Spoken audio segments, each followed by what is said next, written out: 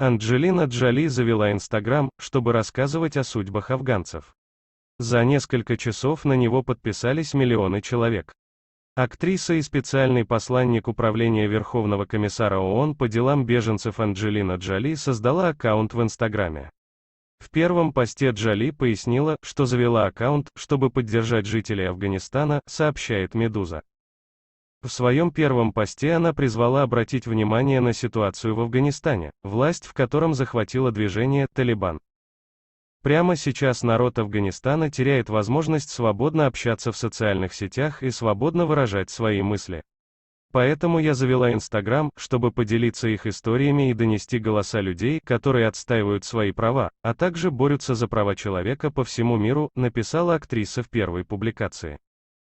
В посте Джоли выложила письмо афганской девочке-подростка, в которой та рассказывает о том, как изменилась жизнь после прихода Талибана к власти. По словам девочки, она боится талибов и опасается, что женщинам больше будет не позволено учиться и работать. Некоторые говорят, что талибы изменились, но я так не думаю, написала девочка. Кроме того, девочка выразила беспокойство, что теперь не сможет посещать занятия и работать в дальнейшем. «Мы думаем, что наши права нарушаются», — добавила она. Анджелина Джоли также сопроводила свой пост фотографией женщин Афганистана. «Я была на границе Афганистана за 2 недели до теракта 11 сентября, там я встретила афганских беженцев, спасшихся от Талибана. Это было 20 лет назад. Отвратительно наблюдать, как афганцы вновь вынуждены бежать из-за страха и неизвестности, охвативших их страну.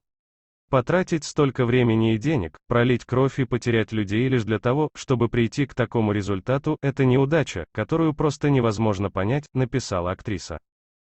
Джоли подчеркнула, что будет искать способы помочь народу Афганистана. «Надеюсь, вы присоединитесь ко мне», — отметила она.